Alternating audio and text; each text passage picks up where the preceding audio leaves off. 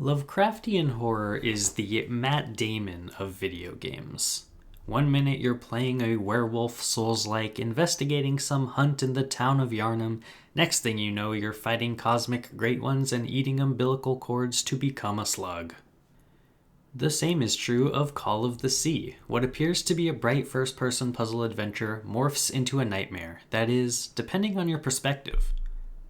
In Call of the Sea, you play as Nora, who suffers from a rare genetic disease, a disease that recently killed her mother and has left her in a degenerative state. Despite all that, she sets out on a voyage to find her lost husband Harry, who stopped writing to her while on a convoy to a distant island to find the cure for Nora's illness. Nora eventually arrives at the island she believes her husband to be at, to find it exactly resembles one from a dream she had, and thus the plot thickens.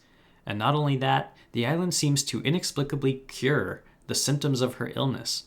Where she previously had trouble walking without the use of a cane and would often feel fatigued, she can now run continuously without stopping or growing tired. Upon arriving, Nora immediately makes use of her notebook, jotting down or drawing anything that players may need to solve a puzzle to progress. The notebook is our main tool throughout the game and comes in handy as no two puzzles operate the same way. The notebook is also useful for knowing when you've missed something, as entries are written in order, leaving a blank space if anything is missed. Call of the Sea doesn't hold your hand too much, though, allowing the player to work out the mechanics of each puzzle on their own and offering little in the way of hints should you get stumped. And the puzzles are clever as hell. Only once did I turn to a guide and then proclaim the outcome to be kind of a stretch. The rest of the game is smart and intuitive, like a particularly cool one involving arranging a set of constellations to match door patterns and the actual night sky to progress. I had multiple feelings of, ooh, I'm so close I can do this, just before figuring it out that left me quite satisfied. The game is first and foremost a puzzle game. Yes, there is a mystery of this strange island and the disappearance of Nora's husband, but there is never any mystery solving. Besting the puzzle laid before you by the island unlocks the next section, and Nora makes very clear what is happening as far as the story goes. The developers made some small efforts to connect the dots, many of the puzzle mechanics being hinted at by Harry and his team's research, but ultimately they felt separate in my mind. Arriving on the island, things take a turn. Technology is inconsistent with local culture, and Nora learns of trouble among her husband's crew after discovering a black ooze. The ooze has many strange properties, levitating objects, responding to musical frequencies, and curiously causing the same illness Nora suffers from in contact with human skin. Nora learns of a number of deaths early on in the excursion, and the doctor's exposure to the black ooze, which drives him mad. It is then Nora is consumed by the black ooze and awakens to find the gargantuan Cthulhu monster looming in the distance.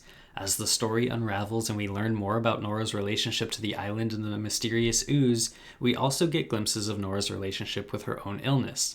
She sees herself as a burden, a damsel in distress at the center of her husband's heroic quest to search for a cure.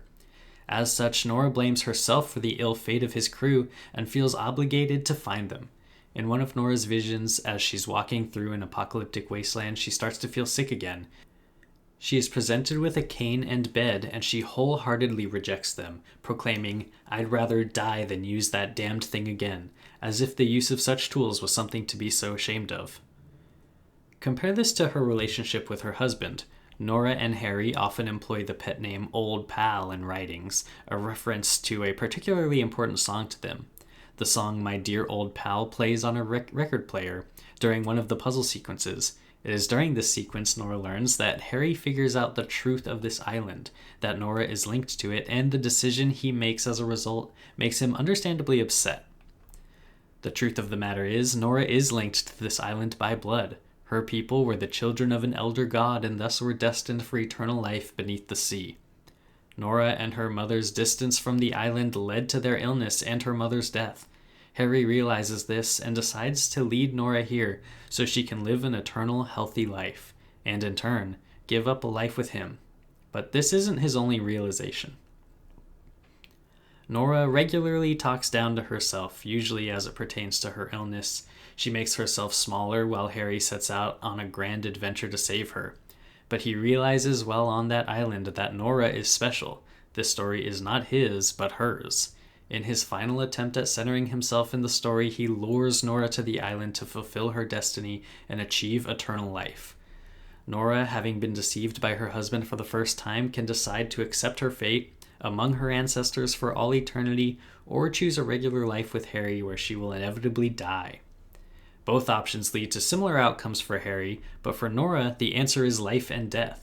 Choosing Harry only gives them a few years together before Nora succumbs to the illness. Then Harry is cursed to a long life without her. The same happens for him if she chooses eternal life. She just gets to live forever beneath the sea.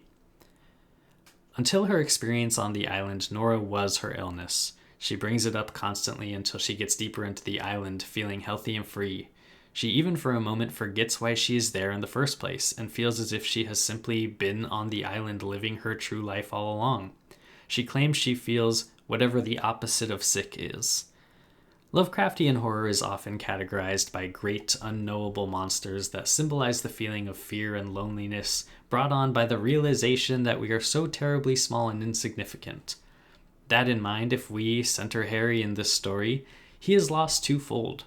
He stands to lose his wife forever, one way or the other. She will become an inhuman creature, but live out her days happy and healthy. And just as significant, he loses his purpose, with the realization that he is not the hero he hoped to be, but just a stepping stone on Nora's great path. Hello everyone, thank you so much for watching. Special shout out to my Twitch subscribers who made this video possible. I played through the entirety of Call of the Sea on my Twitch channel for this review.